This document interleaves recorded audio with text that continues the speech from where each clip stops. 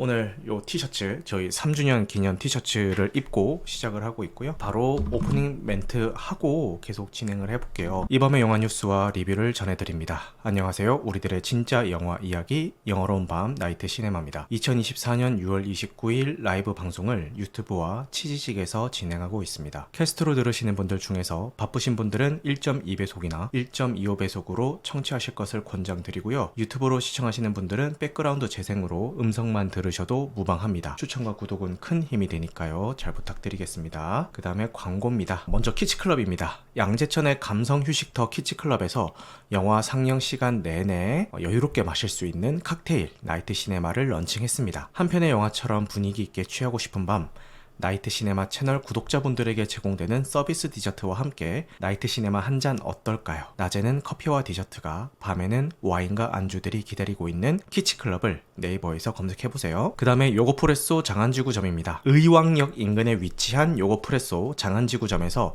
나이트 시네마 구독자분들에게 음료 무료 사이즈 업과 10% 할인 혜택을 드리고 있습니다. 이번 주말 음료와 함께 매장에 비치되어 있는 각종 도서를 읽으며 여유로운 시간을 보내보시는 건 어떨까요? 요거트 음료와 요거트 아이스크림의 맛은 제가 보장하겠습니다. 네이버에서 요거프레소 장안지구점을 검색해보세요. 나이트 시네마는 팟캐스트 어디영좀 시네타운 3구 삼덕유한공사와 함께하고 있습니다. 저희가 지난주에 휴방을 했었죠. 휴방을 했던 이유는 도저히 방송 스케줄이 안 나와서 였습니다. 지난주에 왜 안 나왔냐? 저희가 드디어 나이트 시네마 3주년 기념 파티를 아까 광고 때도 말씀드렸던 키치클럽에서 진행을 했고요. 총 12분이 와주셨고 진짜 재밌게 잘 놀다가 갔습니다. 영화 모임이라고 해서 이렇게 영화 이야기 심도 있게 나누고 물론 그런 것도 좋긴 하지만 저는 어쨌든 3주년 기념 파티잖아요. 그래서 좀 즐겁게 놀다 갈 수 있는 시간이 되었으면 좋겠다라는 생각을 했고, 그래서 사람들이랑 같이 레크레이션도 하고 맛있게 술도 마시고 맛있는 음식도 먹고 하면서 진짜 즐거운 시간을 보냈어요. 좀 자주 해주세요 이런 얘기도 있던데, 이거를 자주 하려면은 직장인 신분으로서는 이거를 자주 하기는 솔직히 좀 힘들 것 같고요. 1년에 한 번 이렇게 행사로 해서 그렇게 진행해 보도록 하겠습니다. 브래드 디카프리오님, 기침은 이제 안 하시나요? 라고 물어보시는데 요 정도는 하는데 그 지난 방송 때처럼 그렇게 심하게는 하지 않고 있습니다. 오늘 갑자기 비가 오기 시작했죠. 원래 이런 날은 빗소리 들으면서 집에서 영화 한 편 보면 딱 좋은데, 그죠? 여러분들은 영화 대신에 제 방송을 선택해 주셔서 너무너무 감사합니다. 먼저 나이트 시네마 신규 컨텐츠는 없습니다. 지난주에 휴방을 했기 때문에 없고요. 휴방을 했던 대신에 우리 그 청취자분들 만나서 너무 즐거운 시간 보내가지고 그걸로도 만족하고 있습니다. 그러면은 먼저 이번 주 개봉 영화부터 소개를 하도록 하겠습니다. 먼저 탈주라는 영화가 개봉을 하는데, 요거는 제가 시사회에서 미리 보고 왔기 때문에 지금 소개하기보다는 이따가 나시 코너에서 그렇게 소개를 하도록 하겠습니다. 그 다음에 만천과해라는 작품이 개봉을 하는데, 허광한 배우, 요 배우 다들 익숙하시죠? 국내에서는 상견니를 통해서 좀 얼굴을 많이 알린 배우인데, 요 배우가 주연이다 라고 해가지고 많이 화제가 됐었죠. 그 인비저블 게스트를 리메이크 했다라고 되어 있는데, 이거 뭔지 아시죠? 인비저블 게스트. 우리나라에서도 그 소지섭 배우랑 해가지고 리메이크가 됐었잖아요. 자백이라는 작품으로 이제 리메이크가 됐는데 전 이거 볼만 했거든요. 꽤 괜찮았어요. 특히 이 나나 배우의 연기력이 완전 돋보이면서 저는 되게 재밌게 봤어요. 근데 재밌게 볼 수밖에 없었던 이유가 제가 인비저블 게스트를 안 봤습니다. 근데 이제 원작을 보신 분들은 원작이랑 거의 비슷하게 흘러가기 때문에 좀 흥미를 못 느끼신 것 같고, 근데 이거 나름 볼만해요. 원작을 아직 못 보신 분들은 물론 원작을 보는 게 제일 좋기는 하겠지만, 그래도 우리 소지섭 배우랑 나나 배우의 어떤 미친 연기력을 보고 싶다면은 요 자백이라는 작품도 추천을 드리고요.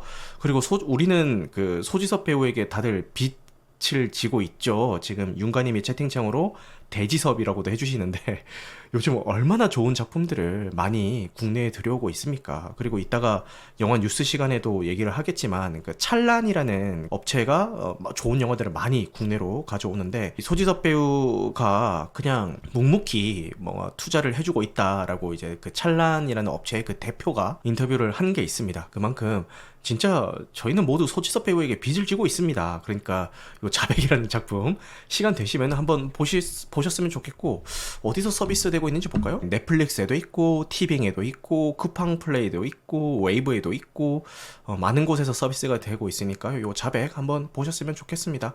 그럼 말 나온 김에 요 인비저블 게스트도 어디서 서비스되고 있는지 볼까요? 넷플릭스에도 있고 티빙에도 있고 웨이브에도 있고 왓챠에도 있네요. 그러니까 요거 재밌으니까요. 한번 보셨으면 좋겠습니다. 그래서 요 만천과해라고 해서 요 인비저블 게스트라는 작품이 리메이크돼서 나온다고 합니다. 그리고 이번 주 개봉작 중에서 탈주는 아무래도 좀 상업 영화라고 봐야 되는데, 이 아트 영화 중에서는 요 퍼펙트 데이즈라는 작품이 좀 주목을 많이 받고 있어요. 칸 영화제에서 아마 나무주연상을 야쿠쇼 코지 배우가 받았을 겁니다. 요 퍼펙트 데이즈. 요게 일본이랑 독일이랑 같이 합작한 작품으로 알고 있고, 감독님이 빔 벤더스라고 하는 독일 분이세요. 근데 요 배경이나 등장인물들은 다 일본으로 진행이 되는 작품입니다. 요런 비슷한 기획이 우리 한국에도 있었죠. 브로커라는 작품이 있었죠. 뭐 그거처럼 이렇게 외국인 감독이 이렇게 일본에서 촬영을 한 것 같은데, 국내 영화제 때도 공개가 됐었는데 그때 보고 오신 분들이 꽤 인상이 깊었다라고 이제 이야기를 하시더라고요. 그래서 그러면서 요 시놉시스를 잠깐 보자면은, 당신의 하루는 어떤 기쁨으로 채워져 있나요? 라는 질문을 던지고 있고, 도쿄 시부야의 공공시설 청소부 히라야마는 매일 반복되지만 충만한 일상을 살아간다. 오늘도 그는 카세트 테이프로 올드팝을 듣고 필름 카메라로 나무 사이에 비치는 햇살을 찍고 자전거를 타고 단골 식당에 가서 술 한잔을 마시고 헌책방에서 산 소설을 읽으며 하루를 마무리한다. 그러던 어느 날 사이가 소원해진 조카가 찾아오면서 그의 반복되는 일상에 작은 변화가 생긴다 라는 시놉시스를 가지고 있습니다. 예고편을 볼 때나 이런 시놉시스를 보면은 꽤 잔잔한 일상물 같기도 하고요. 그래서 그렇게 하루하루를 충실하게 살아가던 인물 앞에 뭔가 변수가 생기면서 일어나는 일인 것 같기는 합니다. 그래서 요거 한번 기대를 해보겠고, 좀 슬프게도 이런 작품들은 상영관 확보를 많이 못하긴 하죠. 시간만 맞으면은 사실 다음 주에 극장에서 볼 영화는 하이제킹을 봐야 되냐라고 생각을 했어요. 극장에서 지금 볼 게 없습니다. 왜냐면은 탈주는 이미 봐버렸고, 그래서 하이제킹이나 퍼펙트 데이즈 둘 중에 하나를 보게 될 것 같은데, 둘 중에서 시간 맞는 거를 보도록 하겠습니다. 네. 그 다음에 이번 주 OTT 추천작에 대해서 소개를 해드릴 건데, 먼저 소개해드릴 작품이 나를 찾아줘인데, 이거 진짜 재밌습니다. 지금 최근에 저희 한국 영화로 개봉했었던 그녀가 죽었다라는 작품 다들 기억하실 건데, 그거의 어떤 그 리메이크까지는 아니지만 나를 찾아줘가 그녀가 죽었다의 어떤 그 아이디어를 제공해준 그런 원조격이 되는 그런 작품이 되겠죠. 이거 극장 개봉 당시에 극장에서 감상을 했는데, 야, 진짜 처음부터 끝까지 긴장감을 놓지 못하고 진짜 숨막히게 돌아가는 반전에 반전이 거듭되면서 숨막히게 사건이 돌아가는 걸 보며 너무 인상 깊게 봤던 작품입니다. 네, 데이비 핀처 감독의 작품이고요. 벤 애플렉이랑 로저먼트 파이크 배우가 주연을 맡고 있습니다. 근데 벤 애플렉도 벤 애플렉인데 로저먼트 파이크 배우의 연기가 미쳤어요. 진짜 와, 미쳤습니다. 지금 브래드 디카프리오 님도 여주 연기력이 질입니다 라고 말씀을 하시는데, 맞아요. 진짜 그 연기 보는 거 하나만으로도 충분히 가치 있는 작품이니까요. 물론 그거 말고도 볼 게 굉장히 많지만 요 나를 찾아줘 넷플릭스에서 내일 내려가는데 보셨으면 좋겠고, 이 여자 주인공이 셀럽이에요. 셀럽이고 되게 유명 인사인데, 요즘 말로 하면 뭐 인플루언서 정도가 되겠죠. 엄청 유명한 인사인데 어느 날 갑자기 사라집니다. 실종이 되고 나서 이 실종이 된 이유에 대한, 그러니까 실종 사유에 대한 모든 원인이 이 남편인 벤 애플렉을 가리키고 있는 거예요. 근데 벤 애플렉은 어리둥절인 거예요. 나는 아무것도 한 게 없는데 모든 그 정황 증거들이 본인을 가리키고 있는 거예요. 그래서 이 사건이 어떻게 풀려갈 것인지를 다루고 있는 그런 작품입니다. 벤 애플렉도 생활 연기를 하죠라고 하는데 맞아요. 벤 애플렉도 물론 연기를 잘하는데 이게 로즈먼드 파이크가 연기를 너무 잘해버리니까 다른 배우들이 잘한 거에 비해선 좀 묻힌 감이 있기는 합니다. 그리고 19세인데 왜 19세냐 하면은 의외로 좀 잔인해요. 의외로 잔인한 장면들이 몇 컷이 있습니다. 그래서 19세가 아닐까 싶고 약간 치정 같은 것들도 있어서 소재가 소재다 보니까 좀 19세가 들어간 게 아닌가 그런 생각이 드네요. 근데 잠깐만, 이게 넷플릭스에서 내려가면 볼 방법이 없나? 그냥 키노라이츠를 계속 띄워놓고 있어야겠다. 그리고 이게 넷플릭스에서 내려가면은 쿠팡 플레이랑 웨이브, 디즈니 플러스, 왓챠에서 볼 수 있네요. 이게 넷플릭스에서 내려가는 거지 다른 데서는 서비스를 하고 있습니다. 그리고 국내 개봉 제목은 나를 찾아줘인데 사실 원제는 곤걸이에요. 곤걸. 쉬즈곤이죠. 곤걸. 네, 그래서 왜 이렇게 번역이 됐는지 모르겠지만 뭐 곤걸이나 나를 찾아줘나 뭐 어쨌든 뭐 일맥상통한 것 같습니다. 그 다음에 디스트릭트 9이라는 작품이 또 6월 30일에 넷플릭스에서 내려갑니다. 요거는 또 어디서 서비스 되고 있는지 볼까요? 넷플릭스에서는 내려가는데 쿠팡 플레이, 웨이브, 왓챠에는 있고 티빙에는 7월 31일에 내려가게 되어 있네요. 그래서 요거 넷플릭스만 구독 중이신 분들은 내일까지 꼭 보시길 바라겠고, 다른 거 구독하고 계신 분들은 요거 아직 안 보셨으면은 꼭 한번 보셨으면 좋겠어요. 제가 너무 좋아하는 작품입니다. 요거 또 이제 극장에서 봤는데 극장에서 한 2번 봤던 것 같아요. 처음 보고 너무 이 신선한 이 방식에 또 충격을 받아가지고 어떻게 이런 영화가 나올 수가 있어? 라는 생각에 극장에서 한 번 더 봤던 것 같고 블루레이까지 소장을 하고 있을 정도로 굉장히 좋아하는 작품입니다.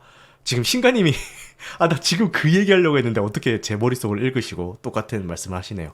이 디스트리트 9이라고 해가지고 사람들이 농담으로 1, 2, 3, 4 디스트리트 1, 2, 3, 4부터 해서 9까지 있다. 이렇게 농담 삼아서 얘기를 하는데 이제 낚으려고 그냥 장난치는 거죠. 디스트리트 9은 이제 구역 이름입니다. 이 영화상에 존재하는 구역의 이름이고, 이 외계인들이 지구로 난민처럼 이렇게 오게 되는데 지구의 입장에서는 이 외계인들을 다 수용하기 힘드니까 이 디스트릭트 9이라는 구역을 설정을 해놓고 거기에 이제 외계인들을 몰아서 수용을 시켜놔요. 근데 거기가 완전 슬럼화가 돼가지고 각종 외계인 관련 범죄와 또 그 디스트리트 9이라는 구역 안에는 외계인만 있는 게 아니라 뭐 사람들도 뒤엉켜 있는데 거기서 일어나는 뭐 사회적인 현상들, 각종 범죄들 뭐 이런 것들을 다루고 있고, 이 주인공은 이 디스트리트 9이라는 이 구역을 관리하는 그 회사의 뭐 책임자 같은 사람인데 어떤 이유가 생겨가지고 이 구역을 이주해야 되는 그런 이슈가 생겨요. 그래서 그 이주를 하려다가 모종의 사건이 일어나게 되고 그 뒤에 막 사건들이 빵빵빵빵 터지는 그런 작품입니다. 그래서 처음에 도입부가 페이크 뉴스처럼 진행이 돼요. 우리가 보고 있는 뭐 9시 뉴스나 이렇게 브레이킹 뉴스라고 해서 이제 외국에 보면 막 나오잖아요. 그것처럼 계속 실제 있는 사건처럼 마치 이 영화에서 그려내면서 영화가 시작이 된단 말이죠. 내용도 물론 재미가 있지만 여기서 나오는 뭐 외계인들 무기라든지 뭐 우주선, 뭐 기체 이런 것들도 되게 신선하고, 아까 제가 이 슬럼화된 구역에서 일어나고 있는 각종 범죄나 사회 현상들도 그리고 있다라고 말씀드렸잖아요. 근데 어떻게 저런 상상을 했을까 싶을 정도로 되게 다양한 일들이 벌어지고 있습니다. 그래서 그런 것들을 묘사하는 게 되게 재밌었어요. 근데 이제 한 가지 슬픈 사실은 이 감독이 닐 블롬캠프라는 감독인데 이 작품이 이 정도로 명작으로 뽑혔잖아요? 그럼 당연히 다음 작품들을 사람들이 기대를 하겠죠. 근데 그 뒤에 나오는 작품들이 뭐 채피, 엘리시움 뭐 이런 작품들로 제가 기억을 하는데 줄줄이 다 아니 디스트리트 9이랑 같은 감독 맞아? 라는 그런 의구심이 들 정도로 줄줄이 다 쉐십니다. 마치 한국의 박훈정이라고 해야 될까? 그 신세계는 되게 좋았는데 신세계 뒤에 나오는 작품들 뭐 마녀 시리즈, 뭐 기공자 이런 것들 다 줄줄이 좀 그렇잖아요. 낙원의 밤인가? 그것도 그랬고 뭐 그것처럼 이제 처음에 빵 뜬 작품은 너무 좋았는데 그 뒤에 나오는 작품들은 기대에 미치지 못하는 그런 케이스가 된 것 같아서 그게 조금 안타깝긴 합니다. 그래서 요 디스트리트 9 아직 못 보신 분들은 꼭 한번 보셨으면 좋겠습니다. 자, 그 다음에 퓨리오사 매드맥스 사가가 VOD 서비스를 시작을 했습니다. 정액제 OTT의 풀링은 아니고요. 이렇게 개별 구매나 대여 형태로 각종 플랫폼에서 보실 수가 있는데, 그죠. 퓨리오사 매드맥스사가 저 개인적으로 극장에서 좀 재밌게 보고, 요거는 진짜 극장에서 볼만한 되게 웰메이드 작품이다라고 생각을 했는데, 생각보다 혹평도 많이 받았고 실제 글로벌 흥행 성적이 좋지 못했죠. 그래서 네, 브래드 디카프리오님 저도 같은 심정입니다.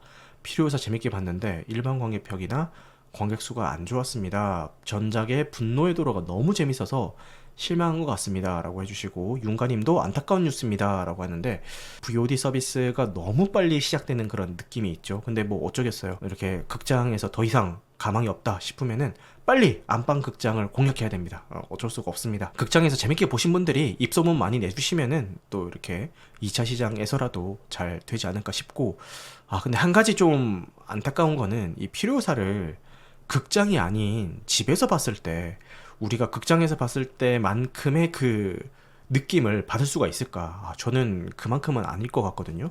왜냐면은 이 상영 시간 내내 진동이 울리는 인진음이라든가 아니면은 이 BGM으로 계속 낮게 그 비트가 깔려요. 그 비트라든가 이런 것들을 집에서 구축되어 있는 사운드 시스템이 아무래도 극장의 뭐 일반 스피커랑 이렇게 비교를 해봤을 때 많이 이렇게 좀 안 좋으니까 아무래도 좀 걱정이 되긴 하는데, 그래도 아직 극장에서 못 보신 분들은 많이들 봐주셨으면 좋겠습니다. 뭐 이거를 뭐 악평하고 뭐 재미없게 봤다고 하는 분들을 뭐 원망하는 게 아니라, 뭐 원망한다거나 뭐 그분들이 뭐 영화 잘못 봤다 뭐 이렇게 얘기하는 게 아니라, 당연히 모든 사람을 다 만족시킬 수 있는 작품은 없습니다. 아무리 우주 걸작이라도 누군가는 재미없게 볼 수 있거든요. 필요해서 재미없게 봤다고 해서 뭐 이상하거나 그런 건 아니고, 이제 그냥 재미있게 본 사람의 입장에서 이야기를 하는 거지, 뭐 이걸 재미없게 봤다고 해서 뭐 이상한 건 아닙니다. 그래서 너무 그렇게 마음 쓰실 필요는 없습니다. 아냐 테일러 조이는 이제 핸드폰 케이스도 이따가 얘기할 건데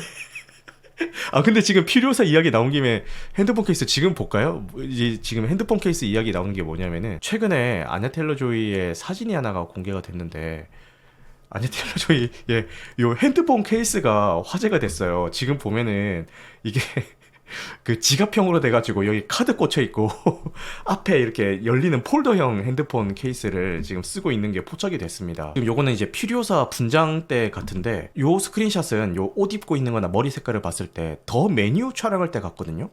근데 더 메뉴는 좀 몇 년 됐어요. 근데 몇 년 전부터 폴더형 그 여다지용 핸드폰 케이스를 쓰고 있었다라는 거에 대해서 사람들이 막 우리 엄마 생각난다, 친숙하다 뭐 이런 얘기도 하면서, 요거 이수지 배우 요거 딱 요 케이스죠 하면서 이렇게 전화 받을 때 우리 어머님들, 그래서 요게 너무 친숙하게 다가왔던 것 같습니다. 자, 그 다음에 원더랜드가 이제 VOD 서비스를 시작을 했습니다.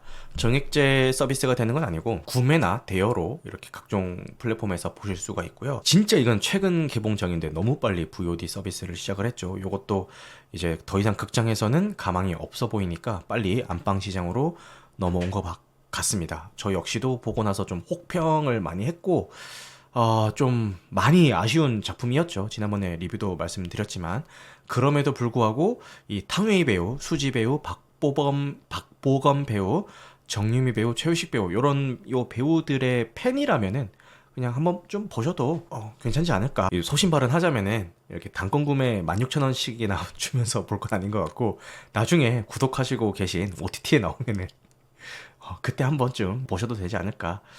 하우스님은 탕웨이랑 수지만 봐도 해피입니다 라고 하는데, 제가 이 영화는 다 별로였는데요, 이 인물들을 예쁘게 담았다, 요거는 인정합니다. 인물들이 진짜 예쁘게 나옵니다. 단권 구매가 영화 표값보다 비싼데요 라고 말씀을 하시는데, 그렇게 생각을 하시면 될 것 같아요. 이 단권 구매를 하게 되면은 이 컨텐츠를 내가 소유하는 개념이잖아요. 그래서 언제든지 몇 번이고 다시 계속 반복해서 볼 수 있는, 그렇게 구매를 하는 거라고 생각하시면 될 것 같고, 영화 표값은 그냥 한 번 가서 보고 오는 거잖아요. 뭐 그런 이제 차이라고 생각을 하시면 될 것 같습니다.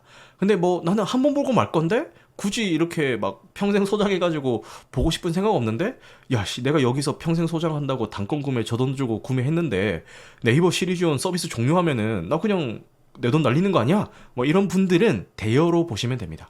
대여로 보시면은 며칠 동안 볼 수 있는 대신에 가격이 훨씬 더 저렴한 그런 형태니까요. 그렇게 보시면 될 것 같습니다. 자, 이렇게 이번 주 개봉작 OTT 추천작 소개를 해드렸고요. 영화 뉴스 중에서 소개할 만한 게 있나 한번 훑고 가보도록 하겠습니다. 요즘 재개봉 소식이 굉장히 많이 들려오고 있는데 가장 따뜻한 색 블루라는 작품이 칸 영화제 황금종려상을 수상을 했는데 이 작품이 극장 재개봉을 한다고 합니다. 요게 퀴어 영화로 알고 있고 몇몇 수위 높은 장면들 때문에 좀 입에 많이 오르내리긴 했는데 그래도 좋아하시는 분들은 엄청 좋아하시더라고요. 이 작품 전 아직 못 본 작품이긴 한데 한번 기회가 되면은 챙겨보도록 하겠습니다. 요거는 OTT에서 넷플릭스에도 있고 쿠팡플레이, 왓챠에 다 있네요.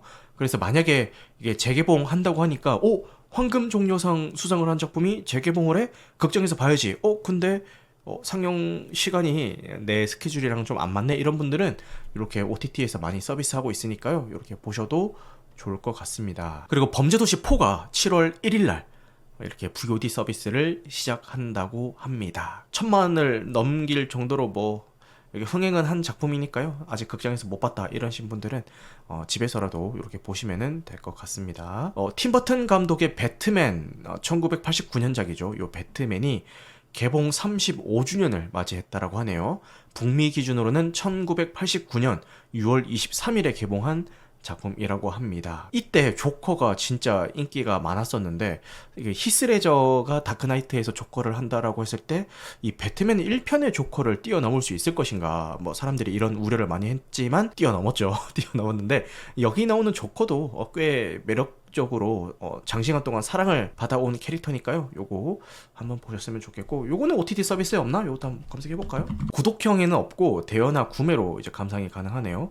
저는 배트맨 시리즈를 다 이제 블루레이로 소장을 하고 있는데 그걸로 나중에 한번 보도록 하겠습니다. 로버트 패티슨 나온 거는 망한 거 같다라고 하는데 망하지 않았을걸요? 상당히 호평이었던 걸로 기억하는데 더 배트맨이죠.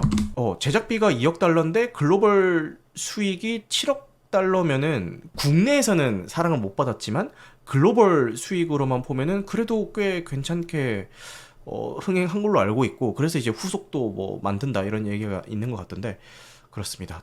그리고 여기 나오는 이 펭귄을 소재로 해서 더 펭귄이라고 해서 HBO 맥스였나? 맥스에서 서비스가 되고 올해 9월에 공개 예정이라고 합니다. 더 배트맨 시리즈에 나오는 펭귄을 주연으로 한 맥스 오리지널 드라마라고 이야기를 하네요. 요게 콜린 파렐이죠. 여러분들이 이거 더 배트맨 보실 때 펭귄이 콜린 파렐인 거 아셨어요? 저 몰랐어요. 분장을 너무 잘해가지고 이게 어떻게 콜린 파렐이야. 그리고 제임스 건의 슈퍼맨 내년에 공개 예정이죠. 슈퍼맨의 새로운 슈트가 공개가 됐는데 이제 드디어 이 빨간 팬티가 슈트 밖으로 나와 있습니다. 색감이나 이런 것들이 코믹스에 있는 배트맨의 느낌을 좀 살리려고 많이 이렇게 좀 고증을 한 것 같아요. 전반적인 여론은 그닥 이렇게 좋은 편은 아닌 것 같긴 합니다. 근데 사람들이 좀 많이 혹평을 하던데 저는 개인적으로 벌크업을 많이 했구나 이 정도면은 약간 슈퍼맨 이미지랑은 좀 잘 붙는 것 같은데 라는 생각을 했는데 예상외로 사람들이 많이 혹평을 하더라고요. 잭 스나이더의 슈퍼맨 슈트가 좀 더 나았다라는 거는 좀 동의를 합니다. 근데 지금 요 배우 자체가 그 슈퍼맨 이미지에 어울리는가를 생각을 해볼 때는 헨리 카벨도 물론 완벽한 슈퍼맨의 모습이었지만 지금 요 교체된 배우도 요 스티샤만 봤을 때는 개인적으로는 나쁘지 않은 것 같은데 의외로 욕을 많이 먹고 있더라고요. 그래서 일단 작품이 어떻게 공개될지는 한번 지켜보도록 하겠습니다. 그리고 람마 2분의 1이 리메이크가 된다라고 합니다. 우리 어렸을 때 많이 인기가 있었던 80년대생이라면은 어렸을 때 이 람마 2분의 1 다들 좋아하셨던 경험이 있을 것 같습니다. 근데 요새 일본이 실사화에 미쳐 있는데 다행히도 실사화는 아니고 그냥 애니메이션 리메이크라고 하네요. 노래는 다들 들어보셨을 겁니다. 야빠빠 야빠빠 응요 2000 이곳에 빠지면 아기꼬떼지였나 아빠 팬더곰이었나 하여튼 그런 노래가 있었어요. 다들 기억을 하실 겁니다. 그래서 요거 리메이크가 되면은 한번 기대해 보도록 하겠습니다. 요거는 저희 와이프 폰 배경인데요. 저희 와이프가 선지어고 티어에 푹 빠져가지고 두 번 정주행하더니 지금 폰 배경도 선재로 바꿨다고. 그래서 이렇게 올렸고, 최근에 갑자기 그 향수를 하나 샀어요, 와이프가. 그래서 그거를 자기 몸에 이렇게 막 뿌리더라고요. 이거 무슨 향수야? 이랬더니 이거 변우석 배우가 쓰는 향수래. 변우석 배우가 쓰는 향수래. 그래서 냄새 좋다 막 이러면서 막 다니더라고요. 그리고 이 변우석 배우가 뭐 그 잡지 이제 표지 모델로 나온 잡지가 있나 봐요. 저한테 그거 사주면 안 되냐고 해서 지금 예약 구매를 했는데, 예약 구매를 들어가 보니까 와 진짜 깜짝 놀랐던 게, 당연히 생각하면은 그냥 잡지 하나에 이렇게 변우석 배우가 있을 거라고 생각을 했는데, 잡지가 A타입, B타입, C타입이 있어가지고 A, B, C타입 모두 그 표지에 있는 변우석 배우의 사진이 달라요. 그렇게 출시를 했더라고. 심지어 세트로도 팔고, 똑같은 잡지인데 표지만 다른 거야. 그걸 세트로 파는 거야.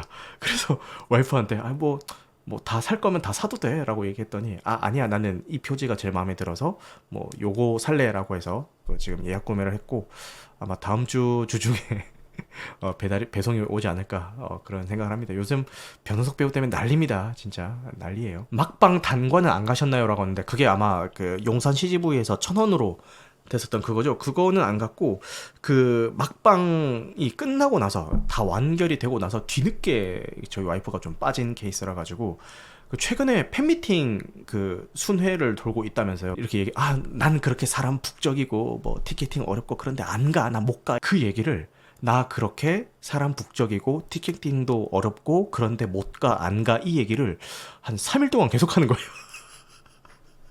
3일 동안 계속, 나 그렇게 사람 많은데 못 가, 이 얘기를 처음에 얘기했을 때는, 그렇구나, 그래, 알았어, 그 혹시나 뭐 티켓팅 필요하면 얘기해 라고 했는데, 다음날도 난 그런데 못 가, 그 다음날도 나 그런데 못 가. 계속 그 얘기하니까 이거 뭐야, 이거 티켓 구해줘야 돼? 라고 생각을 했는데, 이게 알고 보니까 티켓을 뭐 구하고 싶다고 구할 수 있는 그런 상황이 아니더라고요. 그래서 진짜 요즘 변우석 배우의 인기를 안방에서 실감하고 있습니다. 하우스님이 맥심도 가끔 시노자키 아이나 박민정 등등, 그 표지 다르게 하는 거 말씀이신 거죠? 시노자키 아이, 박민정이 누구죠? 유명하신 분들인가요? 검색을, 근데 왠지 그냥 직감이, 지금 이 자리에서 검색을 하면은 노딱이 붙을 것 같은 직감이 들었거든요. 굳이 검색은 하지 않도록 하겠습니다. 너무 스윗하신 나시님이라고. 제가 영화에 빠져서 막 이렇게 영화 열심히 보고 하는 거를 와이프가 뭐라고 하지 않잖아요. 근데 저도 이제 역지사지로 와이프가 뭔가에 빠져서 이렇게 있는 거를 뭐라고 하면 안 되겠다, 이런 생각이 들어서 그냥 지지해주고 있습니다. 이런 거 뭐 전혀 질투나거나 그런 건 아니고요. 그냥 와이프도 뭔가 좀 열정을 가지고 좋아할 만한 대상이 생겼구나라는 거에 좀 기분이 좋습니다. 저도 그런 거 하나쯤은 있어야지, 그죠? 최고의 베이글이라고요? 저 오늘 그 스타필드 수원 다녀왔는데, 거기 런던 베이글에 줄이 엄청 길더라고요. 시노자키 아이가 베이글 브랜드인가요? 브랜드나 아니면은 뭐 베이글 장인인가? 뭐죠? 뭔지는 모르겠지만 알겠습니다. 그리고 되게 충격적인 기사가 하나 있었는데, 기사 제목은 영화 티켓 15,000원으로 일제히 인상, 시민단체 멀티플렉스 3사 공정위 신고라는 기사인데, 내용이 충격적입니다. 무슨 내용이 있냐면은, 티켓 가격이 인상되면서 관객들은 영화 제작자들도 돈을 더 버는 것이 아니냐고 생각을 할 수가 있겠지만, 실제로 올해 초 관객 수 1,000만을 넘은 파묘의 경우에는 제작사와 배급사와 수익 정산을 하는 기준인 객단가가 오히려 떨어져서 약 105억 원의 손해를 봤다라고 되어 있습니다. 아니, 1,000만을 넘겼는데 105억 원 손해예요. 이러면은 누가 영화를 만들고 싶어 하겠어요. 제작사든 누구든 간에, 감독이든 누구든 간에. 이거 진짜 충격적인 것 같고, 여기에 댓글로 진짜 영화 티켓 값이 비싸다고 생각하시나요? 라는 그런 댓글들이 좀 달리더라고요. 제 생각은 그렇습니다. 내가 이 티켓 값을 지불을 함으로 해서 이 영화계가 진짜 실질적인 어떤 도움을 받는다면은 솔직히 좀 더 비싸도 저는 기꺼이 기쁜 마음으로 낼 의향이 있거든요. 지금 이렇게 기형적인 구조로 인해서 1,000만이 넘는 영화도 손해를 보는 구조라면은 저는 15,000원 더 비싼 거라고 생각을 해요. 정확히 표현을 하자면 아깝다라는 생각이 듭니다. 비싸다라는 생각이 아니라 아깝습니다. 그런 생각이 듭니다. 수익 배분 구조가 제대로 돼서 진짜 뭔가 실질적인 도움이 영화인들에게 간다, 그러면은 좀 더 비싸도 아깝다라는 생각은 안 들 것 같아요. 비싸다 안 비싸다 이게 아니라 아깝다 안 아깝다라는 생각이 거기에서 차이가 날 것 같습니다. 네, 그렇습니다. 지금 구조면은 15,000원도 아깝습니다. 네, 그거는 말씀드릴게요. 우리나라가 영화 표값이 싼 편입니다. 글로벌로 봤을 때는 그렇게 막 비싼 축에는 속하지 않고, 근데 문제가 사람들이 왜 비싸다고 느끼냐면은 이 상승폭에 있어요. 갑자기 올려버리니까 이게 서서히 좀 오랜 기간을 두고 물가 상승률에 맞춰서 막 이렇게 오른 게 아니라 그냥 갑자기 대폭 상승을 해버리니까 그 상승률 때문에 사람들이 체감적으로 비싸다라고 느낄 수밖에 없는 거고, 당연히 불만이 나올 수밖에 없죠. 그렇기 때문에 그 지난번에도 소개드렸던 이 밤낚시 같은 이런 단편 영화가 관람료 1,000원에 개봉하는 케이스들이 좀 더 흥하지 않을까라는 생각이 그냥 좀 들고는 있습니다. 지금 하우스님이 선착순 쿠폰 이야기 하시는데, 선착순 쿠폰까지 챙겨가면서, 그러니까 이 선착순 쿠폰이 뭐 몇 시에 뭐 오픈이 되고 그 시간을 맞춰가지고 앱에 들어가서 선착순 쿠폰을 다운받고 예매를 하려는 그 시도를 하는 사람들이 일반 관객이라고 생각하시면 안 될 것 같아요. 그 정도면은 굉장히 영화에 관심이 많은 사람이라고 생각을 해야 될 것 같고, 극장 분위기가 어떻게 돼야 이제 반전이 될 수 있냐면은 그 선착순 쿠폰을 노리는 그 관객들이 아니라 그 시간도 남는데 영화나 볼까라고 해서 그제서야 영화 앱 다운받고 설치하고 로그인하고 뭐 상영하는지 본다거나, 아니면 그냥 무작정 극장부터 가서, 뭐 앱도 필요 없어, 극장부터 가서 그냥 키오스크 앞에 가가지고 이렇게 보는 그런 분들 있잖아요. 그런 분들이 보게 해야지, 그런 분들이 극장을 자주 찾게 해야지 극장 분위기 반전을 꾀할 수 있는 거거든요. 그 인사이드 아웃 2의 후기들을 모니터링을 해보면은 몇 년 만에 극장에 갔다 이런 이야기들이 굉장히 많이 올라오고 있거든요. 평소에 영화관을 마음먹고 막 이렇게 찾지 않는 사람들도 극장에 많이 오게 해야 이렇게 좀 반전이 되지 않을까 싶습니다. 핸섬 가이즈로 돌아와서, 실제 이 핸섬 가이즈를 본 제 주변 분들이나 아니면은 제가 후기 모니터링을 좀 꾸준히 하는 편이거든요. 그 후기 모니터링을 해보면은 실제 관람객들의 반응은 굉장히 좋아요. 전부 다 엄청 웃고 나왔다, 너무 재미있었다, 아니면은 뭐 개그가 설사 본인 스타일이 아니었더라도 고전 호러 영화에 대한 리스펙이나 오마주들이 많이 들어가 있어서 그런 걸 보는 재미가 있었다, 아니면 B급 영화 오랜만에 나와서 너무 좋았다, 이런 평들이 굉장히 높아요. 실 관람객 평은 굉장히 좋고, 제가 일반 관객 최초 시사회에서 이제 감상을 했을 때도 극장 분위기가 되게 좋았어요. 전부 다 막 빵빵 터지면서 저 역시도 엄청 웃었고 되게 좋아서, 저는 이게 손익분기점이 110만이라길래 이거 110만 너무 쉽게 넘기고 흥행하겠는데 라고 생각을 했는데, 일일 관객수를 보니까 관객이 좀 저조하더라고요. 그래서 왜 그럴까 생각을 해보면은 이 극장을 찾는 관객들이 이 작품을 선택하기까지가 좀 진입 장벽이 있는 것 같아요. 예를 들어서 예고편이라든가 포스터 같은 것들이 이 영화를 선택하기 좀 힘들게 만드는 면이 있지 않나 라는 생각이 듭니다. 왜냐면은 저부터도 그랬어요. 예고편도 약간 뭔가 좀 손이 안 가고, 포스터도 손이 안 가고 이랬는데, 저는 시사회 당첨됐으니까 그냥 가서 본 거거든요. 근데 봤더니 너무 재밌어서 반전 이미지가 생긴 거고, 제가 인스타그램에다가 이 핸섬 가이즈 좋은 작품이니까 좀 많이들 보세요라고 이렇게 인스타그램 스토리에다가 올리면은 그 스토리에 대한 회신으로 예고편 보니까 너무 별론 것 같은데 이게 진짜 좋은 영화 맞아요? 이렇게 회신이 오더라고요. 그때마다 좋은 영화니까 극장에서 좀 보셨으면 좋겠다 이렇게 말씀을 드리고는 있는데, 이게 막상 이 작품을 선택하기까지의 진입 장벽이 좀 있는 것 같습니다. 선택을 했을 때 만족할 수 있는 확률은 굉장히 높지만 선택까지가 쉽지 않다. 좀 많이 안타까운 그런 작품인 것 같아요. 그래서 지금 제 이 방송 들으시는 분들만이라도 아직 이 핸섬 가이즈 못 보셨으면은 극장 찾으셔서 보셨으면 좋겠습니다. 자, 그리고 요거 서울 용산의 한 영화관에서 찍힌 영상이 공개가 되었다. 물론 이 기사에서는 용산의 한 영화관이라고 되어 있지만 누구나 알 수 있죠. 용산 CGV 용산이겠구나. 누구나 알 수가 있죠. A씨는 무인으로 운영되는 셀프 음료수 기계 앞에서 한 남성의 행동을 보고 눈살을 찌푸렸다. 남성이 비닐봉지 하나에 얼음을 가득 담아서 털어갔기 때문이다. A씨는 그 손님이 배출구에 얼음을 흘려가며 몽땅 챙겨간 탓에 기계에 있는 얼음이 동이 났다.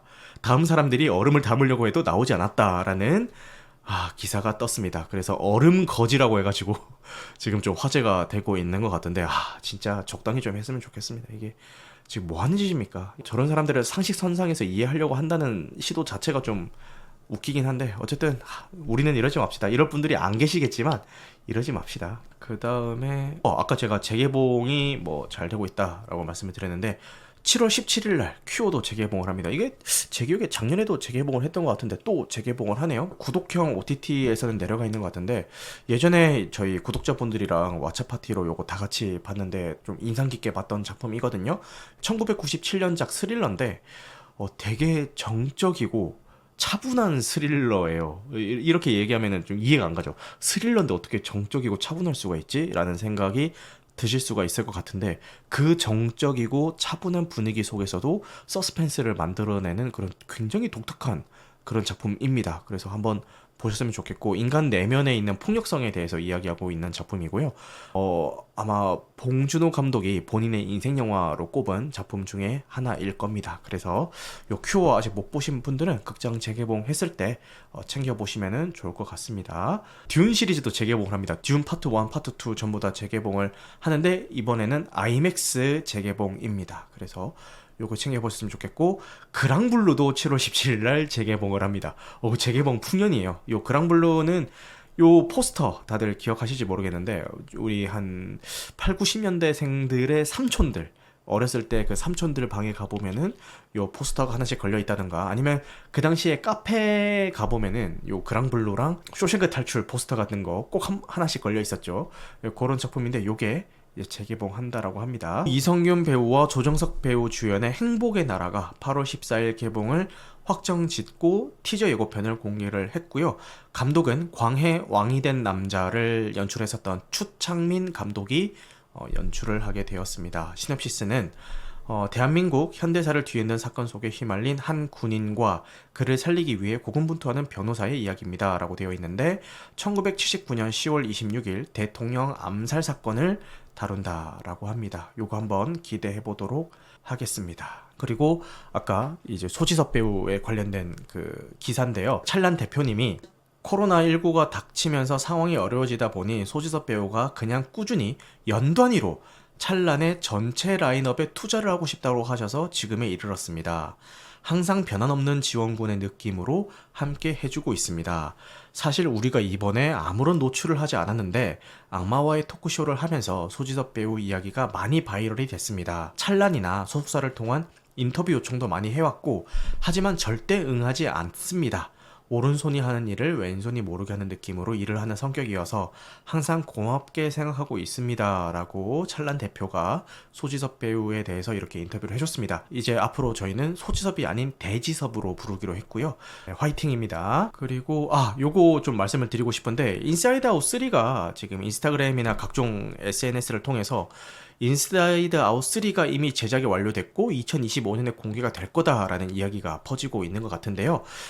제가 그걸 보고 확인을 해보니까 왜냐면 제가 영화 뉴스에 관심이 굉장히 많은 사람인데 이 정도 큰 뉴스가 큰 뉴스를 내가 왜 몰랐지라는 생각에 좀 이렇게 검색을 해보니까 6월 21일에 기사화가 된 게 하나가 있습니다. 픽사에 있는 한국인 애니메이터의 인터뷰가 6월 21일 날 실렸는데 거기에 대해서 3편은 아직까지 이야기가 나온 게 없다라고 6월 21일에 비교적 최근이죠. 그때 인터뷰가 되어 있습니다. 근데 지금 SNS에는 뭐 이미 제작이 완료가 됐고 뭐 2025년에 공개가 되고 이런 이야기가 떠돌고 있죠. 그래서 이게 무슨 소린가? 라고 해서 좀 더 찾아보니까 이 SNS에서 이야기되고 있는 이 작품은 인사이드 아웃 3가 아니라 드림 프로덕션이라는 이 인사이드 아웃 시리즈의 스피노프 작품입니다. 그래서 이게 어떤 내용을 다루고 있냐면은 라일리의 꿈을 만드는 드림 프로덕션이라는 곳의 이야기를 다루는 시리즈물이에요. 영화가 아니라 시리즈물이라서 요게 2025년에 스트리밍 될 예정이라고 하고 아마 디즈니 플러스에서 서비스가 되겠죠. 그래서 그 이야기가 이제 SNS에 인사이드 아웃 3라고 이제 잘못 와전돼서 퍼지고 있는 것 같으니까요. 요거 참고하시면 될 것 같습니다. 그리고 에일리언 시리즈의 신작 에일리언 로물로스가 8월에 국내 개봉을 앞두고 있죠. 근데 에일리언 1이랑 2 사이의 이야기를 다루고 있는 미드퀄이라고 알려져 있는데, 이 1편과 2편이 워낙 그 오래된 작품이다 보니까 복습하고 싶으신 분들이 계실 거잖아요. 이제 이런 분들은 디즈니 플러스에 가시면은 에일리언 시리즈가 다 서비스가 되고 있는데, 극장판이 서비스가 되고 있습니다. 그래서 기왕 복습하는 거 나는 감독판으로 보고 싶어요 이러신 분들은 1편 같은 경우에는 네이버 시리즈 1에 감독판이라고 해서 올라와 있고요. 근데 이게 이거 감독판 맞아? 라는 생각이 드는 게, 극장판보다 오히려 시간이 1분이 줄어 있어요, 감독판이.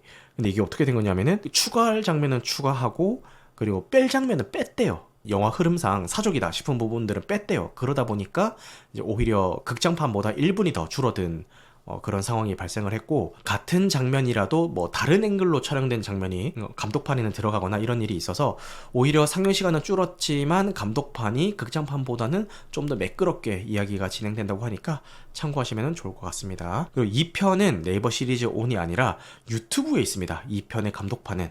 그래서 극장판에서 17분 정도의 분량이 추가가 되었고, 재생 시간이 2시간 34분인지 확인을 하고 결제를 하시면 될 것 같습니다. 저도 로물로스 개봉하기 전에 이 1편과 2편을 둘 다 보고 이제 감상을 하게 될 것 같은데, 참고하시면 좋을 것 같습니다. 영화 뉴스는 여기까지 하고요.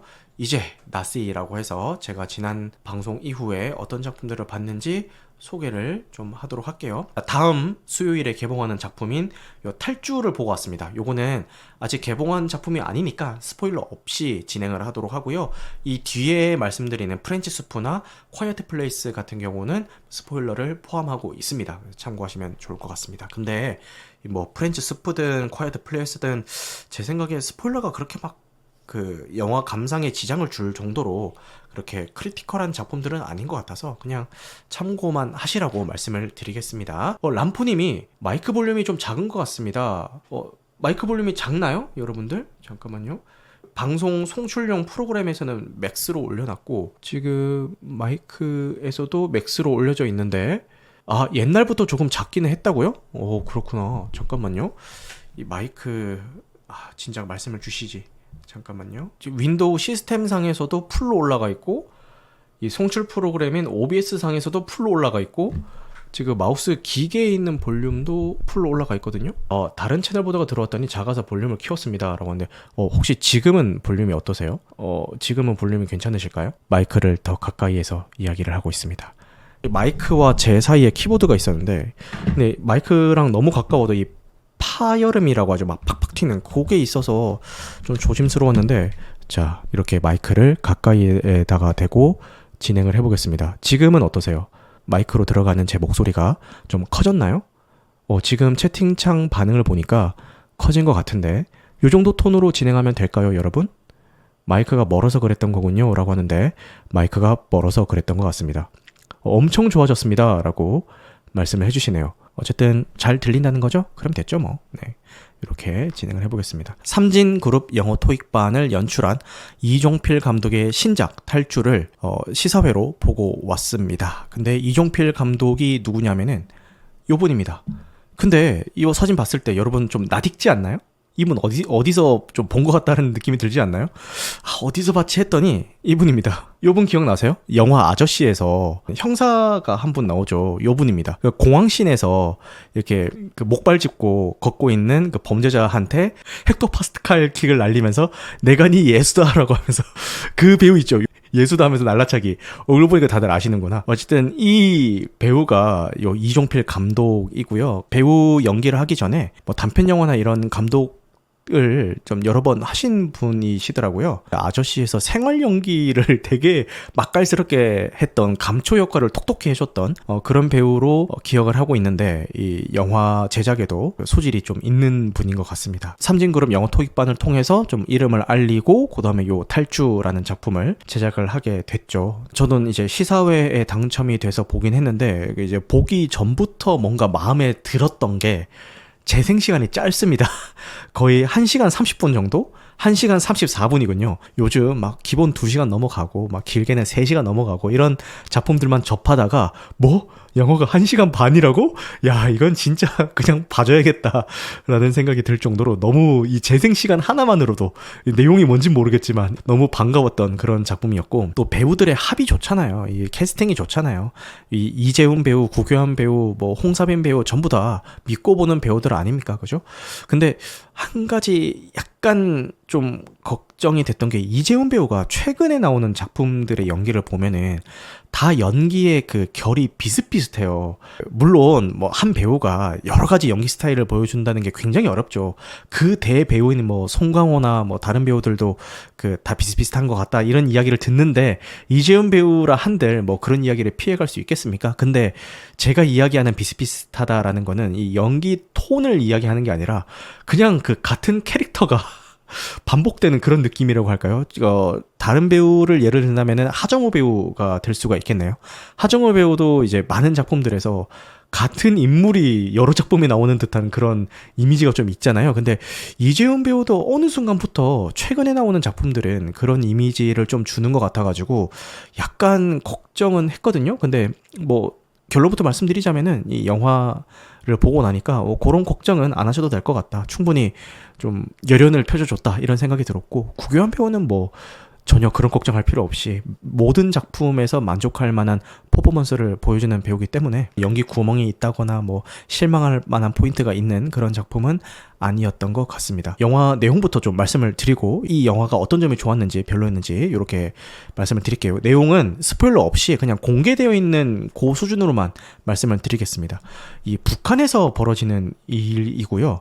이 이재훈 배우가 전역을 앞둔 북한 그냥 일반 사병이에요. 탈북을 계획을 하고 있습니다. 되게 치밀하게 오랜 기간 동안 탈북 루트라든가 이런 것들을 이제 전역을 하고 나면은 자기는 돌아갈 곳이 없기 때문에 나는 남한으로 가서 내 꿈을 펼치겠다 이런 이제 희망을 가지고 오랜 기간 동안 탈북을 준비를 한 그런 인물인데, 이제 탈북 실행을 며칠 앞두고 있는 그런 시점에 갑자기 어떤 변수가 생기면서 탈북의 차질이 생기게 되고, 차질이 생긴 그 상황 속에서도 어떻게든 이 북한을 벗어나기 위해서 고군분투를 하는 그런 이야기를 담고 있고요.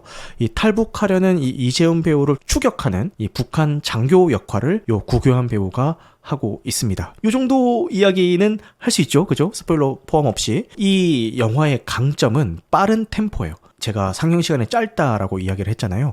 상영 시간이 짧은 만큼 이 작품 안에서 일어나는 사건들이 정말 빠른 호흡으로 일어납니다. 거의 영화가 시작하자마자 막 몰아붙이기 시작을 해요. 근데 이게 문제점이 뭐냐면은 한 중반부까지는 보는 관객도 정신을 못 차릴 정도로 엄청 막 빠른 비트로 몰아붙이거든요. 영화의 뭐 배경음 같은 것들도 막 심장 박동 소리처럼 막 쿵쿵쿵쿵 때리고, 장면에 컷 전환을 할 때 프레임을 짧게 사용을 해가지고 그 화면이 막 갑자기 빵빵빵빵 옮겨가면서 되게 긴박하게 사건이 진행되고 있는 듯한 연출을 한 중반까지는 되게 잘 활용을 하거든요. 그래서 이 짧은 러닝타임 안에 빈틈없이 속도감을 채운 게 이 영화의 강점이라고 생각을 했는데 이 중반 이후부터 갑자기 군더더기들이 생기기 시작합니다. 뭐야, 이 중반까지 보여줬던 이 템포감이랑 지금 내 눈앞에 벌어지고 있는 저 사건들은 전혀 결이 맞지 않는데? 지금까지 이렇게 빠른 템포로 숨막히게 잘 끌어왔으면은 왜 갑자기 여기서 질질 끌지라는 생각이 드는 거예요. 아니, 저 장면들 그냥 다 드러내버리고 차라리 플레이 타임 더 줄여가지고 진짜 1시간짜리로 만들었어도 만들 수 있었겠다라는 생각이 들더라고요. 아니, 중반까지 이렇게 숨가쁘게 막 몰아붙이더니 중반 이후부터는 왜 이렇게 질질 끌어? 라는 생각이 들면서 좀 많이 아쉬웠던 그런 면이 있는 것 같습니다. 특정 배우의 등장만으로도 좀 우와 했던 게 있어서 어떤 배우인지는 제가 말씀을 드리지 않겠습니다만 이 영화를 보시면 공감을 하실 건데, 근데 잠깐만, 제가 지금 이야기하고 있지 않은 이 배우가 시사회 무대 인사에도 참석을 하신 걸로 알고 있거든요. 그래서 이걸 스포일러로 봐야 되나 말아야 되나 이게 되게 고민이 되긴 한데, 일단은 제가 스포일러라고 생각을 하겠습니다. 왜냐면은 제가 모르고 본 입장에서 그 배우가 나올 때 깜짝 놀랐거든요. 그래서 여러분들도 그 심정을 느껴보시라고 제가 제 방송에서는 언급하지 않도록 하겠습니다. 굳이 궁금하신 분들은 그냥 검색해서 개인적으로 따로 찾아보시면 될 것 같아요. 뭐 이미 공개는 되어 있으니까. 어쨌든 제가 지금 말씀드리고 있는 이 배우가 나오고 있는 그 전체 분량은 다 드러내도 돼요. 솔직히 제가 질질 끈다라는 느낌을 받았던 게 그 분량에서 느꼈던 느낌인데, 그 배우가 나오는 분량은 정말 이 탈주라는 작품에 필요해서 넣은 분량이라는 생각보다는 그냥 그 배우를 좀 깜짝 등장시켜가지고 어떻게든 활용해보고 싶어가지고 억지로 그냥 만들어서 넣은 그런 분량이라는 생각이 들더라고요. 그냥 그 분량은 이 영화 전반적인 맥락으로 봤을 때 없어도 돼요. 없어도 되는데 굳이 그게 굉장히 긴 시간 동안 그 분량이 들어가서 이 빠른 템포로 가던 이 영화가 갑자기 거기서부터 뾰뾰뾰뾰가 돼가지고 맥을 못 추는 그런 느낌이 들어서 좀 많이 아쉬웠던 것 같습니다. 전강 후양 느낌인가요? 라고 하는데 정확합니다. 정확하고 딱 그런 느낌의 작품이었던 것 같습니다. 그리고 후반부에 가면은 막 주인공 버프가 너무 막 심하게 작용을 해서 총을 엄청 막 난사를 하는데 주인공은 한 대도 안 맞고 이런 거 있잖아요. 뭐 예를 들어서 지뢰밭을 가야 되는데 주인공은 지뢰 한 번 안 밟고 막 이렇게 다 피해가고 그런 거 있잖아요. 이거 저라면은 꽤 괜찮은 작품 하나 나오겠다라는 그 느낌을 이 중반 이후부터는 다 아쉽게 끌고 가는 것 같아가지고 개인적으로는 좀 그랬습니다. 좀 아쉬웠습니다. 극장에서 봐야 될 이유를 찾으려면 사운드 같은데 속도감이나 이런 것들을 만들어주는 거에 있어서 사운드가 큰 역할을 하기 때문에 이거를 100% 다 느끼고 싶다면은 극장에서 아마 보시면은 그런 거 다 느낄 수 있지 않을까, 그런 생각이 드는 것 같습니다. 그리고 제가 이거는 왜 그런지에 대한 이유는 밝히진 않겠지만 이게 결국은 이 이재훈 배우가 연기하는 인물이 탈북하는 이야기인데 제목이 탈북이 아니라 탈주잖아요. 탈주. 왜 탈주로 이 제목이 지어졌을까에 대해서 안 보실 분들은 상관없고 보실 분들은 왜 제목이 탈주일까, 여기에 대해서 진짜 이 이재훈 배우, 잠깐만 계속 이재훈 배우라고 얘기하기가 좀 그렇다. 이 인물 이름이 임규남. 이 임규남이 진짜 벗어나고 싶었던 것은 무엇일까? 이런 것들을 보실 분들은 한번 생각을 하면서 보시면은 좀 더 의미 있게 보실 수 있지 않을까라는 생각이 듭니다. 탈주에 대한 이야기는 여기까지 하도록 하겠습니다. 그래서 만약에 제가 이거를 시사회로 안 봤다면은 다음 주 개봉작 중에서는 요거를 보지 않았을까, 그런 생각이 드네요. 자, 그 다음에 프렌치 스프를 감상을 했고요. 일단 상영 시간이 많이 없어가지고 이거는 제가 연차를 쓰고 봤어요. 근데 이 작품을 보기 위해서 연차를 쓴 건 아니고 뭐 어떤 일이 있어서 연차를 썼는데 연차 쓴 김에 그냥 봤던 그런 작품입니다.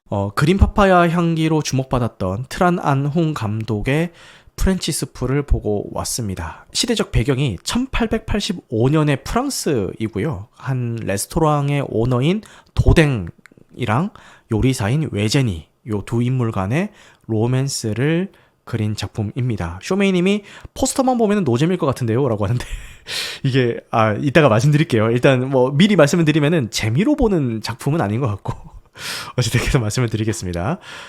상영 시간은 135분입니다. 2시간이 조금 넘는 그런 시간이죠. 트란 안홍 감독에 대해서부터 이야기를 좀 해야 될 것 같은데, 그린 파파야 향기라는 작품으로 상도 많이 받고 좀 주목을 받은 그런 감독이죠. 프랑스인으로 아마 국적을 변경하신 걸로 알고 있어요. 그죠? 그래서 베트남계 프랑스인이시고, 그린 파파야 향기가 프랑스 안에서 베트남 세트장을 짓고 그 베트남계 프랑스인들을 캐스팅을 해서 이제 제작이 됐지만, 어쨌든 영화는 베트남을 배경으로 베트남인들의 이야기를 그리는 그런 영화이기도 했죠. 근데 이 그린 파파야 향기 안에서도 베트남의 음식들이나 이런 것들을, 요리 과정이나 이런 것들을 굉장히 맛깔스럽게 다뤘는데, 이번에는 작정을 하고 아예 이런 음식 영화를 찍은 것 같습니다. 이 작품이 좀 특이했던 게 뭐냐면은, 보통 이제 뭐 요리 영화, 뭐 음식 영화라고 하면은 딱 떠올렸을 때 막 예스 셰프 이러면서 되게 전쟁터 같은 주방을 비춰주는 케이스들이 되게 많아요. 막 정신없고 소리 지르고, 그리고 오너 셰프 같은 경우는 막 자기 밑에 있는 사람들한테 호통 막 쳐가면서 막 촉각을 다투는 그런 것들을 많이 그리는데, 이 작품은 이 시대적 배경이 1885년이라서 그런지 그 당시에 실제 프랑스가 그랬는지 모르겠지만 정반대의 주방의 모습을 그려주고 있어요. 굉장히 정적이고 속도감이 늦습니다. 호흡이 되게 천천히 가는 그런 작품이에요. 그래서 요리를 하는 장면을 보여줄 때도 현란한 편집을 사용해서 막 후딱후딱 요리를 하는 게 아니라 진짜 재료를 하나하나 하나하나 냄비에 정성스럽게 놓고 플레이팅을 해야 된다 이러면은 진짜 하나하나 이렇게 플레이팅을 하고 삼계탕 비슷한 요리가 나와요. 근데 삼계탕 비슷한 요리를 할 때 닭의 발부터 익히더라고요. 전체를 다 익혔을 때 살보다 발이 더 천천히 익어서 그런지 몰라도 발만 끓는 물에 담아서 미리 익혀놓고 그 다음에 그 닭을 전체를 이제 솥에 넣어가지고 이렇게 익히더라고요. 근데 그 장면을 보여줄 때도 이제 발부터 익히고 안에 있는 내장을 다 빼고 그 내장 안에 각종 음식들을 채워놓고 그 다음에 그걸 묶어야 되잖아요. 묶을 때 바느질 하듯이 바늘로 이제 한 땀 한 땀 하는데 그 과정을 다 보여줍니다. 다 보여주고 한 땀 한 땀 해서 솥에 넣고 삶습니다. 그걸 다 보여주고 그 과정을 카메라에 담는 동안에 음악이 없어요. BGM이 거의 사용이 안 됩니다. 그러면은 그 사운드를 뭘로 채워주냐면은 그 요리를 할 때 되게 집중했을 때 나오는 그 호흡 소리 있잖아요.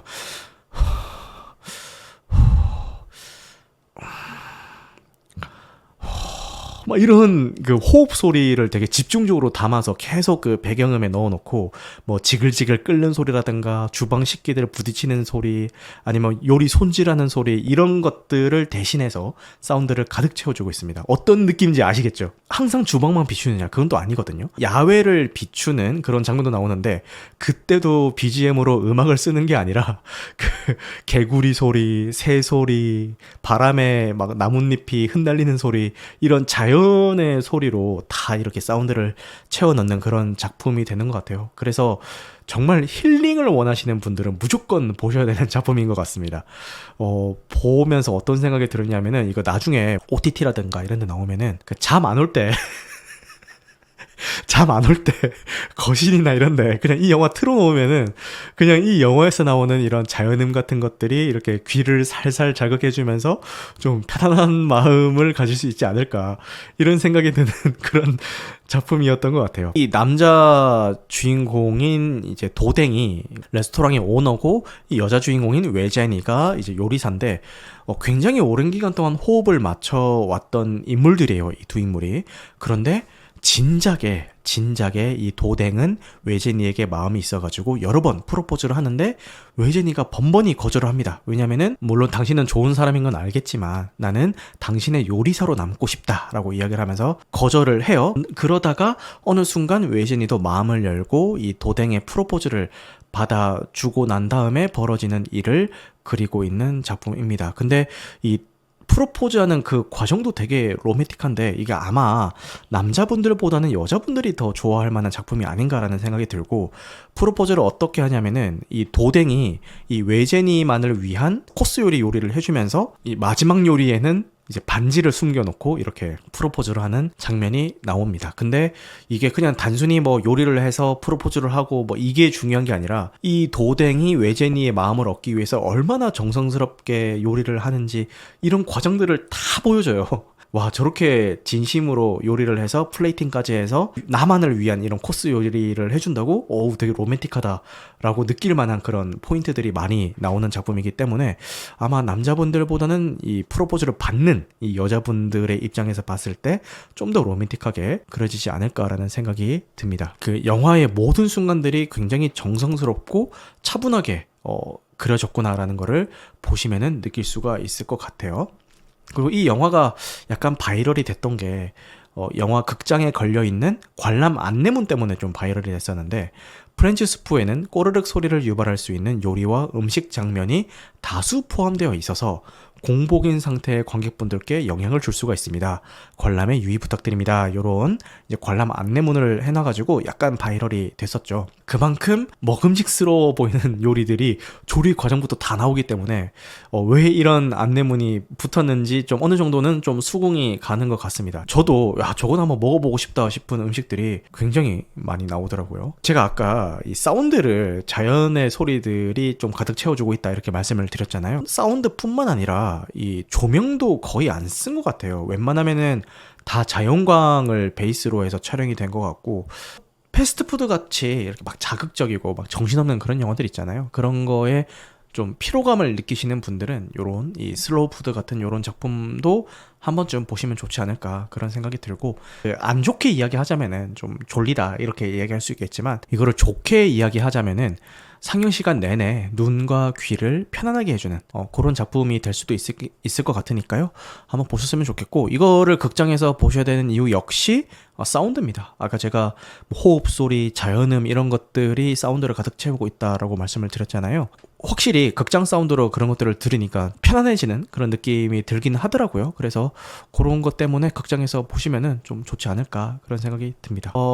한 가지 좀 놀랬던 거는 아까도 말씀드렸던 것처럼 영화 분위기가 전체적으로 차분하고 서정적이고 되게 로맨틱하다라고 말씀드렸는데, 이 여자 배우의 그 뒷모습 전신 누드가 한 2번 정도 예고도 없이 나오거든요. 그래서 깜짝 놀랐습니다. 아니, 이 분위기가 지금 누드 분위기가 맞아? 이러면서 저 갑자기 예고도 없이 빡빡 나와가지고 뭐야? 그래서 좀 깜짝 놀랐던 것 같습니다. 그래서 그런 포인트가 좀 있으니까 좀 마음의 준비는 하고 가시는 게 좋을 것 같습니다. 12세 관람가인데 뒷모습 누드라서 뭐 딱히 큰 노출은 없습니다. 요게 또 바이럴이 됐던 게 뭐냐면은 이용철 평론가 아시죠? 옛날에 웅남이 평론할 때 뭐 여기가 그렇게 만만했나 뭐 이런 평론을 했다가 이제 문매를 맞았던 그런 평론가인데, 이 이용철 평론가가 신의 21에 수록을 했었던 20자 평이 좀 논란이 됐어요. 뭐라고 썼냐면은 이제 프랑스인이 다 됐음을 자랑스럽게 공표라고 20자 평을 썼습니다. 이 트란 안홍 감독을 향해서 한 이야기겠죠. 그 신의 21에서 바로 잡습니다라고 해서 이제 기사를 낸 전문을 제가 읽어드리겠습니다. 바로 잡습니다. 1461호에 실린 프렌치스푸에 대한 이용철 평론가의 20자 평에 부적절한 표현이 있다는 편집부의 판단으로 삭제 처리하게 되었습니다. 해당 20자 평은 이제 프랑스인이 다 됐음을 자랑스럽게 공표로 베트남 전쟁이 끝나가던 1975년 12살의 나이로 프랑스로 이주해 거주하며 영화를 만들어 온 트란 안홍 감독의 영화 세계와 디아스포라로 살며 창작 활동을 해온 많은 예술인들의 작품 세계에 대한 부적절한 표현이라고 판단을 했습니다. 기사 게재에 있어 신중하지 못했던 점에 대해서 독자 여러분들께 사과 말씀을 드립니다. 라고 하면서 요 이용철 평론가의 평을 이제 삭제를 했죠. 신의 21에서 몇십 년 동안 프랑스인으로 살면서 좋은 작품 활동 많이 해왔는데, 뭐 이제 프랑스인이 이미 뭐 다 됐음을 자랑스럽게 공표 뭐 이런 식으로 누군가가 나한테 이야기한다면은 굉장히 무례한 거죠. 신의 21이 이제 뒤늦게라도 삭제 처리하는 거는 뭐 적절한 조치였다라는 생각이 들고, 사실 그 웅남이 때 뭐 이 바닥이 뭐 그렇게 만만해 보였나라고 이야기했던 것도 이 영화인들의 선민의식이 기저에 깔려있는 그런 평이라고 해서 이제 문매를 맞았고, 박성광 감독이 이 바닥이 그렇게 만만해 보여서 온 게 아니라는 이유가요. 대중들에게는 개그맨으로 많이 알려져 있지만 단편 영화 감독을 좀 꽤 했어요. 웅남이가 처음이 아니거든요. 물론 영화는 이제 국내에서는 이제 좋은 평을 못 받았지만 절대 뭐 그런 케이스는 아닌데, 너무 선민의식이 기저에 깔려있는 그런 평이었다라는 논란이 좀 있었고, 이 프렌치스푸에 이어서 이용철 평론가의 평이 최근에 또 하나가 삭제가 됐죠. 태풍클럽이라는 이게 일본 고전 영화입니다. 85년작 시네필들의 많은 호평을 받은 그런 작품으로 알고 있습니다. 근데 거기에 이용철 평론가가 췌장이나 먹으며 연명하는 작금의 일본 영화와는 비교를 불허한다라고 이제 이야기를 했는데, 여기에 대해서는 좀 찬반이 갈리더라고요. 요즘 일본 영화들 나오는 거 보면은 뭐 이런 말 할만했다 이런 이야기도 있고, 아니 영화 이야기를 할 거면은 이 태풍클럽에 대한 영화 이야기만 해야지 왜 굳이 다른 영화에 대한 비하가 섞인 이야기까지 불필요하게 하면서 이렇게 영화 평을 하냐, 이런 이야기 좀 찬반이 갈리긴 하던데, 제 생각은 그렇습니다. 이런 얘기 할 수 있어요. 할 수 있고, 아까 앞에 이야기했었던 뭐 트란 안홍 감독에 대해서 했던 이야기 뭐 할 수 있어요. 근데 할 수 있는데 적어도 할 거면은 본인 일기장에다가 본인 일기장이나 아니면은 지인들 술자리에서나 할 법한 얘기지, 이거를 돈 받고 기재하는 이 프로의 정신이 담겨야 되는, 그러니까 직업의식이 담겨 있어야 되는 그런 공간에다가 쓸 이야기는 아니지 않나, 이런 생각이 저는 듭니다. 평론가라는 타이틀을 달고 있는 직업인으로서 돈 받고 기재하는 공간에다가 쓸 이야기는 좀 아닌 것 같다, 이런 생각이 개인적으로는 듭니다. 그래서 조금 그런 이슈가 있었다, 이렇게 말씀을 드릴게요. 자, 그 다음에 마지막 작품입니다. 콰이어트 플레이스 시리즈의 스피노프 작품이죠. 3편은 지금 따로 제작이 되고 있습니다. 3편이 아니라 이 세계관의 그 크리처들이 지구로 오게 됐던 그 첫째 날의 이야기를 다루고 있는 그런 작품이 되겠죠. 그래서 주인공도 기존에 우리가 알고 있던 그 가족이 아니라 다른 인물로 이제 바뀌어서 진행이 됩니다. 사미라라는 인물을 따라가면서 이제 이야기가 진행이 되죠. 그죠? 제일 시초를 다루고 있습니다. 그래서 청각이 발달한 이 크리처들이 지구에 왔던 그 첫째 날부터의 이야기를 뉴욕을 배경으로 그리고 있고요. 이 1편과 2편은 뭐 시골 마을을 배경으로 하다가 뭐 좀 공간이 옮겨가고 그런 것도 있었고, 이 한 가족의 이야기를 다뤘더라면은 요 작품은 이제 뉴욕, 완전 도심 한복판이죠.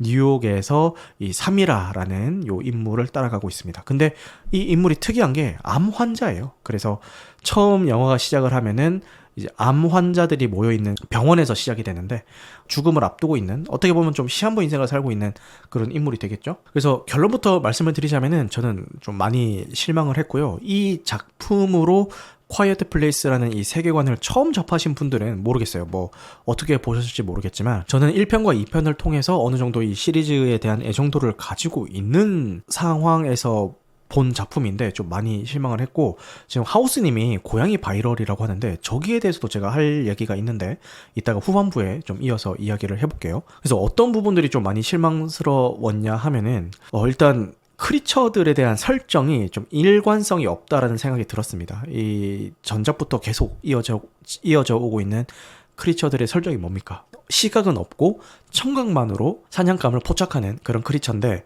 작은 소리도 엄청 빠른 속도로 달려가서 엄청난 괴력으로 뭐 자동차도 날려버리고 뭐 사람도 그냥 두동강이 내버리고 이런 크리처들의 설정인 거죠.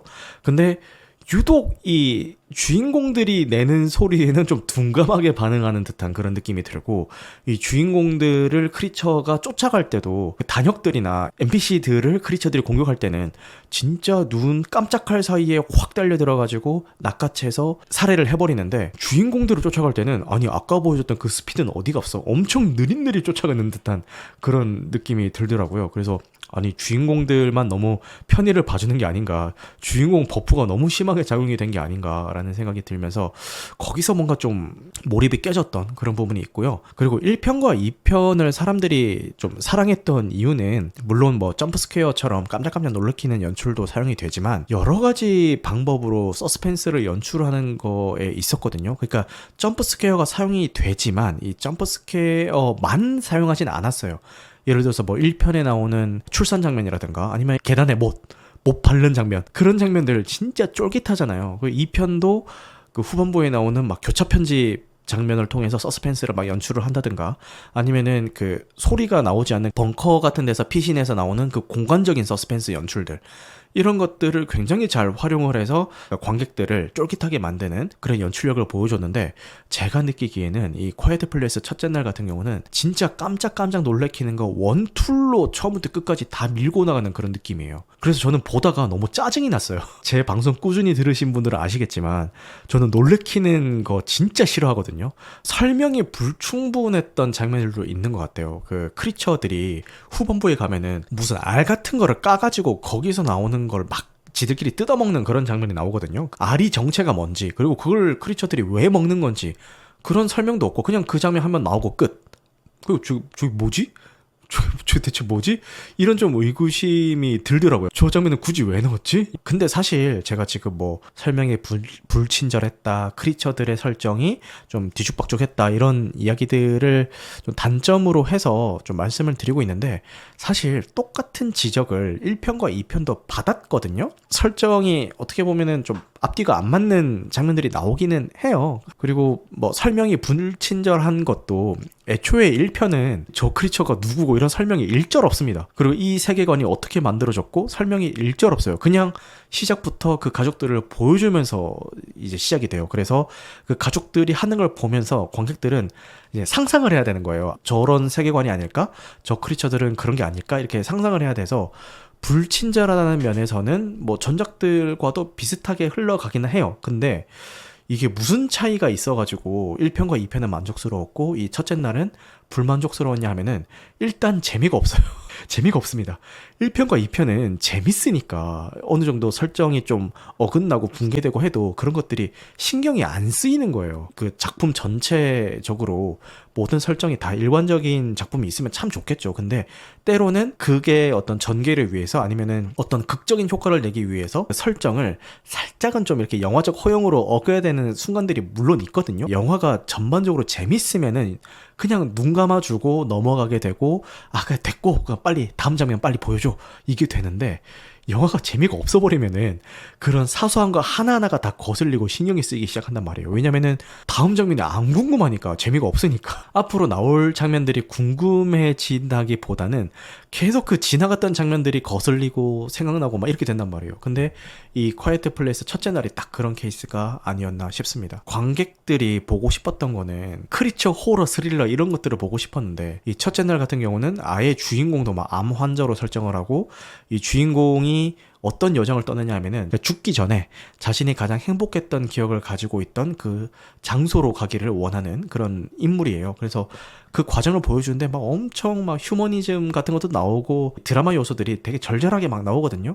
근데 우리 관객들은 이 콰이트 플레이스라는 이 시리즈물을 보러 갈 때 그런 걸 기대하고 가는 게 아니란 말이에요. 이 크리처들을 활용해서 서스펜스랑 호러만 잘 만들어줘도 충분히 만족하고 나올 텐데, 인류애적인 그런 메시지들을 집어 넣음으로 해서 재미를 반감시키는 그런 효과를 준 게 아닌가라는 생각이 듭니다. 좀 답답했던 게, 만약에 이렇게 소리를 통해서 반응하는 크리처들이 우리 세상에 창궐했다라고 쳐요. 소리에 반응을 한다라는 그 특성에 대해서 내가 알게 됐어. 그러면은 사람들이 몰려다니면은 무조건 불리하거든요. 무조건 불리해요. 따로 다녀야 돼요. 각계전투해야 돼요. 내가 소리를 안 냈는데 누군가가 소리를 내서 크리처들에게 발각될 수도 있고, 여러 가지 변수들이 있기 때문에 개별로 다니는 게 유리할 거란 말이에요. 첫째 날에 나오는 이 사람들은 무슨 바람이 불었는지 계속 몰려다녀요, 사람들이. 그 부분이 너무 답답한 거예요. 아니, 왜 굳이 저기로 가지? 왜 자꾸 모이지? 이런 생각이 들어서 사람들의 행동이 이해가 안 됐고, 그리고 제가 아까 뭐 인류애 이런 얘기 했잖아요. 이 여자 주인공이 모험을 하다가 만나는 여러 사람들이 있어요. 생판 모르는 이런 사람들인데, 아무 연관도 없는 그런 사람들인데, 저 같으면은 이런 디스토피아 상황에서 내가 목표가 있어. 내가 가장 행복했던 기억을 가지고 있는 그 장소로 가고 싶어. 그러면은 그 사람들이 뭐 나오든 말든 그냥 신경 안 쓸 것 같거든요. 아니 뭐 난 몰라. 난 그냥 내가 죽기 전에 내가 하고 싶은 거 할래 하고 이게 신경 안 쓸 것 같은데, 굳이 그 일명식 없는 사람들을 위해서 뭐 자기 먹을 거 나눠주겠다고 막 다가가서 하고, 누구 챙기고 뭐 이렇게 해주고, 이런 장면들이 너무 이 행동들이 애초에 이해가 안 되는 거예요. 쟤는 그냥 자기 목표를 달성하기 전에 빨리 죽고 싶은 걸까? 이런 생각이 들면서, 마지막으로 저 하우스님이 말씀하신 고양이, 제가 이제 후기 모니터링을 한다고 말씀을 드렸잖아요. 많은 후기들이 뭐 고양이가 너무 예뻤어요. 고양이가 신스틸러예요.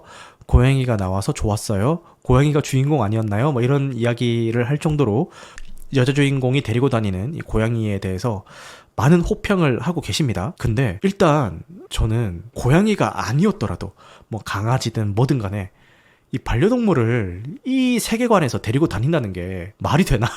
그게 말이 되나? 그냥 자살행위 아닌가? 아니 진짜 신기하게 이 영화상에서 고양이가 소리를 한 번도 안 내요. 야옹 한 번을 안 해요. 실제 고양이를 데리고 다니는데 고양이가 야옹 한 번 안 한다는 게 말이 되나요? 야옹 한 번 하는 순간 바로 끔살인데, 그걸 의식해서인지 영화상에서는 고양이가 우는 소리를 한 번도 집어넣지 않았더라고요. 주인공이 디스토피아 세계가 창궐하기 전에, 이 크리처들이 지구에 오기 전에 이 고양이한테서 많이 위안을 받고 그 정서적으로 의지하고 있다는 건 알겠지만, 지금 생사가 오가는 이 상황에서 굳이 그 고양이를 계속 데리고 다니면서 뭐 이렇게 할 이유가 있나. 그리고 이게 암 환자 설정이라고 했잖아요. 영화를 보면은 저게 어딜 봐서 암 환자야 싶을 정도로 수영도 잘하고 어디 막 기어오르는 것도 잘 기어오르고 쌩쌩합니다.